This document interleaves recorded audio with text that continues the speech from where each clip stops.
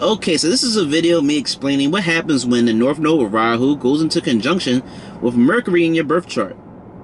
So what is the North Node of Rahu? The North Node of Rahu represents, an area of your life that you have the least amount of experience with. Or it's an area of your life that you didn't really focus on enough over the course of several lifetimes. So therefore, depending on the sign and planet and house the North Node is in, that is an area that you struggle with and make a lot of mistakes in, because you just have the least amount of experience in that area. The North Node Rahu amplifies the qualities of the trait, that amplifies the qualities and traits of the sign and house it is associated with. The North Node Rahu is the head of a dragon or a serpent without a body. And the head can be very representative and symbolic of our ego that is constantly coming up with problems and situations, and no matter what. The North Node Rahu can represent insatiable desires. Because if you don't have a stomach, if you're just a head, then that means that you eat stuff and consume things, but it goes nowhere. So you're always hungry. You always want more. Just like the mind, just like the ego. It always is thinking of problems and stuff unless you are conscious of it and aware of it. What else could I say about the North Node Rahu? The North Node Rahu is associated with foreign elements, foreign things, unusual things, taboo things. And it's associated with a lot of things that I could go on a run-on sentence about. But I'm not going to do that because I already made a long-ass 1-hour video about North Node Rahu and South Node Ketu. So, what is Mercury? Mercury represents your logical, practical intelligence. Mercury represents communication. Mercury rules the nervous system in the hands. After Moon, Mercury is the fastest moving graha, the fastest moving planet in the solar system. So, what else can I say about Mercury? Mercury is pretty much short and simple. But yeah, Mercury is that logical, practical, problem-solving intelligence. Mercury is that 1 + 1, 2 + 2 type of intelligence. While Jupiter is more so of that divine wisdom and knowledge, that Uncle Iroh type of knowledge. Like, Jupiterian intelligence is more so like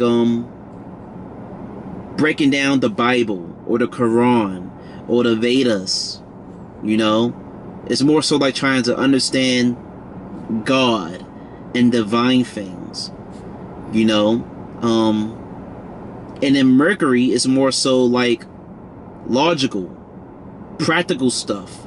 Like, the reason that this works is because of this. Short and simple. Like, Mercury, at least on pen and paper, doesn't really align with the Jupiterian things.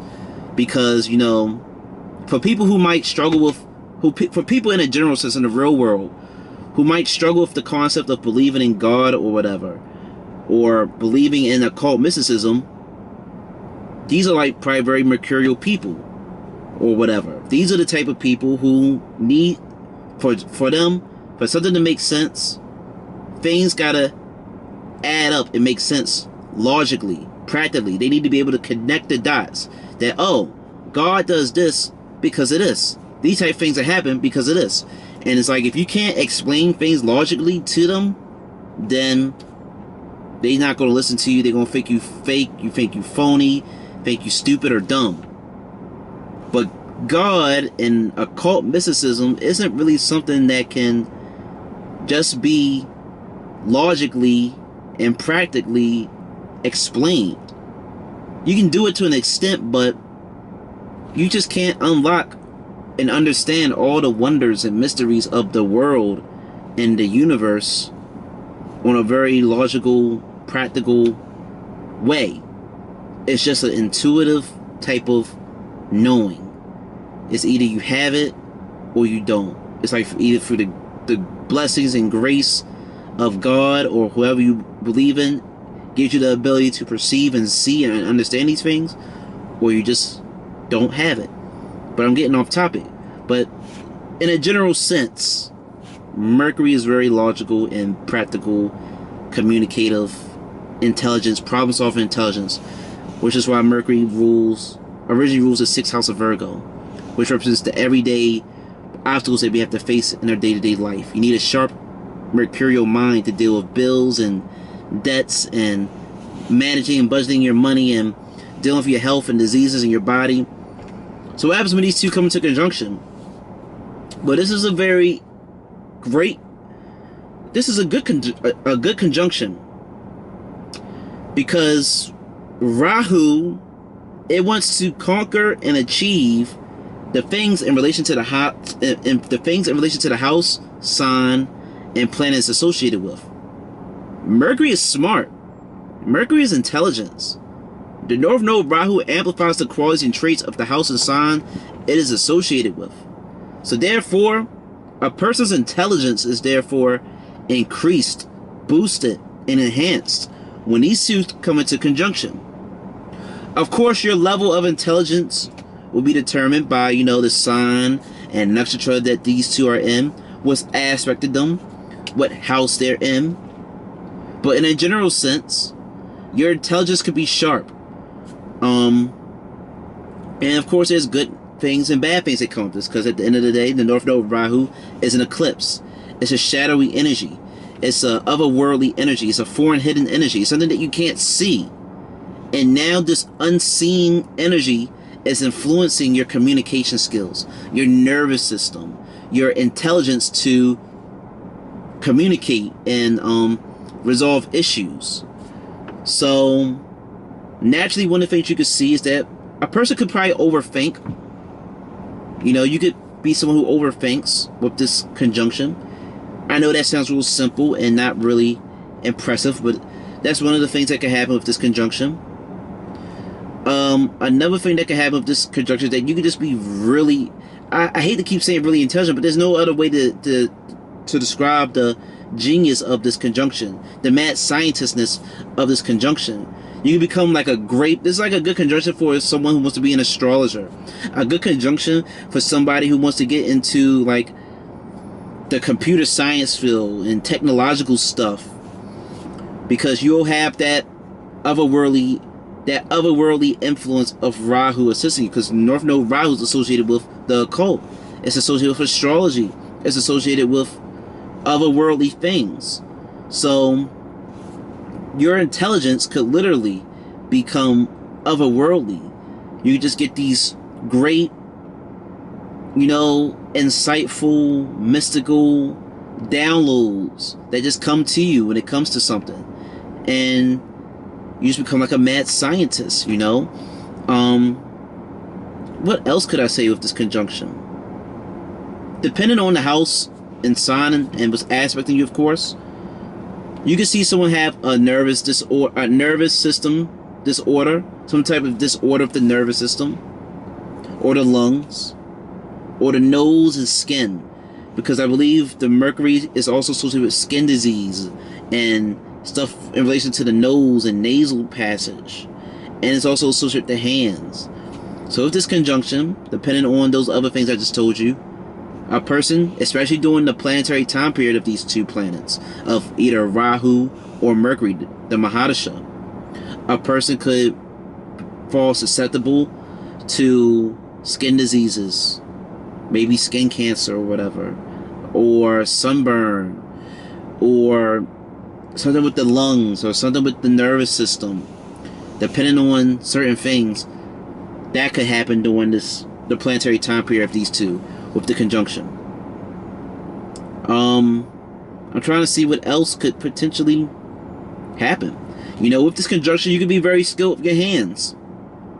And this conjunction is like, for example, in Chitra or Hasta, and it's associated with the third house of third lord. You could be someone who is very blessed and skilled and gifted when it comes to working with their hands. Maybe boxing and fighting, or building and crafting. You can be very skilled. If this conjunction is maybe underneath heavy malefic influences, and it's maybe still your third lord or second lord, You could be a very smooth or skilled speaker, and you could maliciously use your intelligence when it comes to your way of speaking to get things out of other people. Because you see, Rahu is a malefic shadow planet, and Mercury is intelligence. So if this conjunction is under more so of negative influences, well, then we can see a person, they might be able to use this intelligence for the wrong things in a negative matter, you know? Or maybe, even though you might use that intelligence for or maybe in a textbook sense, it might be negative. But to survive in the day-to-day world, it might be actually good. Give you an example. Because from some of the books that I've read on astrology and videos I've seen, you know, obviously debilitated planets and stuff is not really the worst. It's not the end of the world all the time. And more so, exalted planets can produce frustrations for you. And when a planet is exalted, in some cases, that planet might behave more so in a spiritual sense, in a spiritual manner. And when a planet is because in that sense, a planet is working and operating at its highest dignity when it's exalted. It's very high. It feels exalted. It's like, almost think of someone who feels real high and mighty. Not cocky and prideful and above people, but they just feel real spiritual.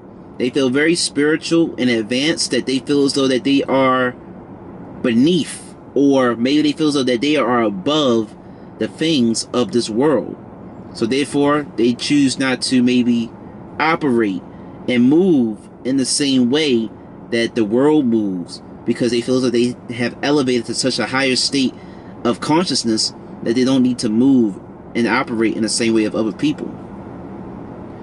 But when a planet is debilitated, that planet is more likely to operate on a lower consciousness, a lower type of intelligence, a type of intelligence and consciousness and awareness that goes against the natural traits and qualities of that planet. So if you have maybe a debilitated Venus, and I'm just speaking very generally for the sake of maybe like getting my point across of what I'm trying to convey with the Rahu Mercury conjunction, if it's under negative or positive influences. But let's say you have like a debilitated Venus. Well, then you might get a real beautiful spouse, or you might really attract beautiful women, or you might attract women and partners who might really be into like who might be real materialistic, who want the most out of the Venusian things. Because you see, on the higher side, Venus is a guru in Vedic sidereal astrology. Venus is a guru just like Jupiter is, and Venus can be very spiritual just like Jupiter. But if Venus is debilitated in a sign that doesn't really best exude the qualities and traits of it, well then Venus might say, you know what, fuck all this spiritual mumbo jumbo shit. I want to get laid. I want to fuck. I want to go and buy a new car and do all this other stuff. So the Venus might begin to operate in a lower type of intelligence. You see where I'm going here? Just like, yeah. That's how you got to sort of view some of these debilitations and stuff. So, anyway, I say all this to say, if maybe Rahu and Mercury is under a bunch of negative influences, well then Rahu and Mercury, you might be like, okay, if I want to go and pass this test and pass this exam, I need to cheat. I have to cheat, because there's no way that I'm studying for this.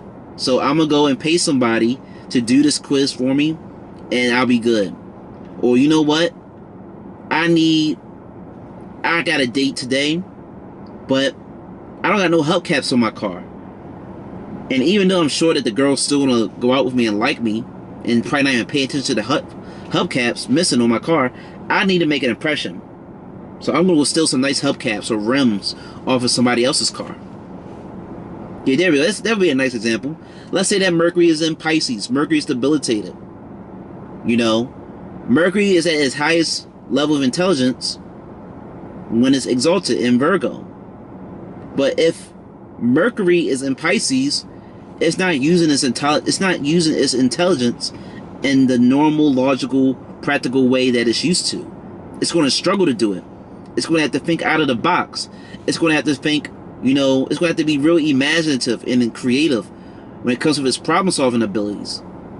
And because the Mercury might struggle to solve problems through its own efforts, it might take shortcuts and be like, fuck, I really want this, or I really need to do this. So I might come up with some half-brained plan to try to con and finesse somebody, or come up with some type of scheme, some Ed and Eddie type scheme to achieve my goals. So that's one of the things you could see if this conjunction is under negative influences. You might use this great intelligence for the wrong things.